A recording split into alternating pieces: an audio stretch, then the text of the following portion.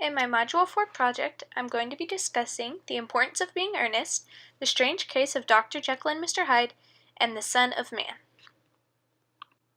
Because society sets standards and creates preconceived notions, Oscar Wilde's play, The Importance of Being Earnest, Robert Louis Stevenson's novella, The Strange Case of Dr. Jekyll and Mr. Hyde, and Rene Magritte's painting, The Son of Man, all discuss the challenging of society, which often includes lies and deceit. All of these works discuss the thematic ideas of challenging society, living a double life and pretending to be someone else, reputation, and lies and deceit. The Importance of Being Earnest is a story filled with debate on societal norms and expectations. We see two couples who decide to get married, and the question comes up if it is for business or for love. The older generation tends to believe marriage is solely an arrangement to move up in social class and maintain a proper reputation. This mindset is primarily displayed through Lady Bracknell as she interrogates Jack to see if he is fit to marry her daughter. Lady Bracknell asks about Jack's parents and their social status, along with what he does in his spare time and how much money he has. She does not care if he will make Gwendolen happy, only if he can help her increase her level in society. While Lady Bracknell represents the older, more traditional generation, Jack and Gwendolen represent the newer generation's ideas. They bring forward the debate on love and if marriage should include that. In talking to Algernon, Jack says, "I am in love with Gwendolen. I have come up to town expressly to propose to her." And Algernon replies, "I thought you had come up for pleasure. I call that business." Algernon also later says, "Well, in the first place, girls never marry the men they flirt with. Girls don't think it right." Despite Algernon's age, he is displaying the traditional view on marriage being a business arrangement. However, this idea continues to be debated the whole play, and both Jack and Algernon go through with getting married to people they love. Another main theme prevalent in this play is acts of lying and deceit. The main actions of the play involve both Jack and Algernon pretending to be another man, Ernest. The motivation is different for the two of them, but they both do it.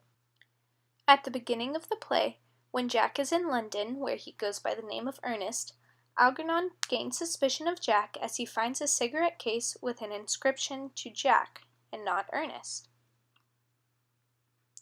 Algernon refuses to give the cigarette case back to Jack until he admits that he is lying and living a double life, or being a Bunburyist.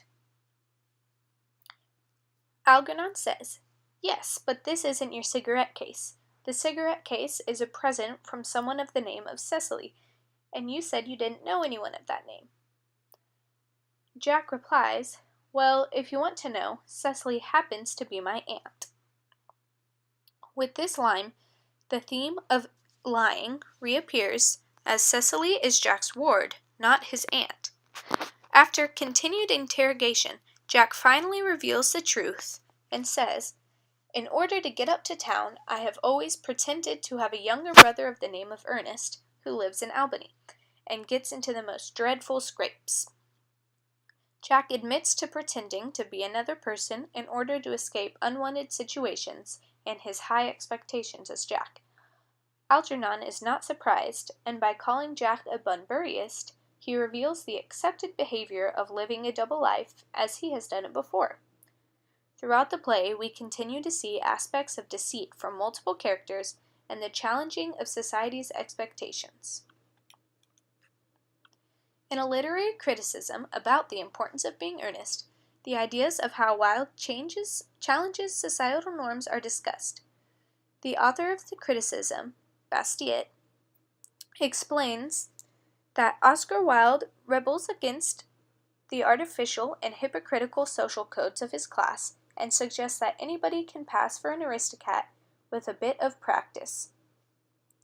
This is supported by the character Lady Bracknell, as she is highly respected.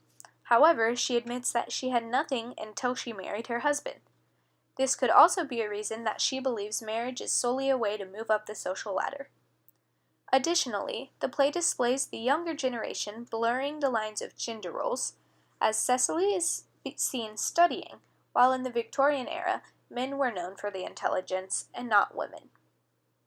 Bastiat discusses this and believes this approach emphasizes the idea that patriarchy may not be universal and leaves room for transformation of gender relations because they are regarded as a process subject to resistance as well as conformity. It is clear that this play takes an unconventional take on society and the roles of gender, marriage, and class. The same themes of challenging society and living a double life can be seen in the novella The Strange Case of Dr. Jekyll and Mr. Hyde.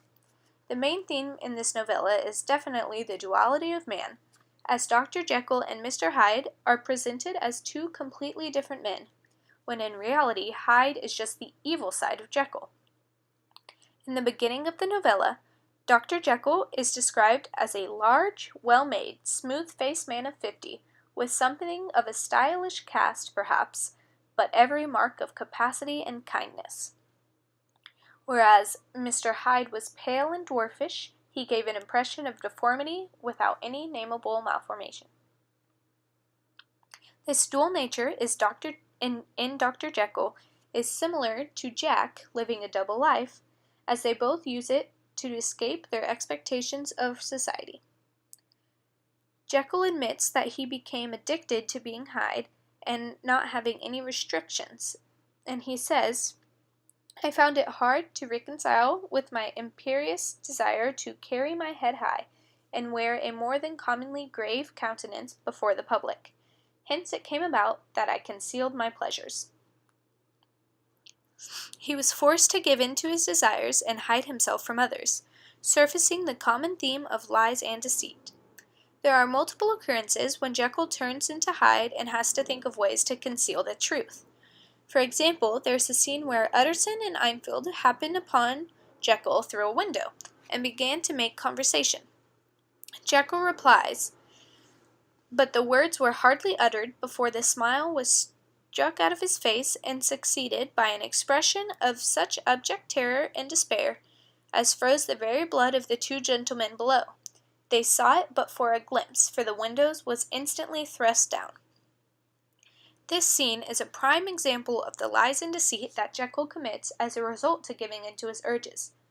This is similar to The Importance of Being Earnest, because in both stories, a character challenges societies or tries to escape the burdens of their expectations, and result in having to lie to those close to them. The third piece I chose was this painting, The Son of Man, by René Magritte. It displays a man in a business suit and hat and an apple floating in front of his face. I thought this painting perfectly represented the same ideas of hiding and pretending to be someone else, as both The Importance of Being Earnest and The Strange Case of Dr. Jekyll and Mr. Hyde do.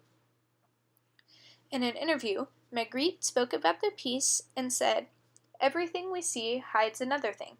We always want to see what is hidden by what we see." Magritte explains the common ideas of wanting to see what is hidden, as when you look at this painting, you wish to see the man's face and not the apple.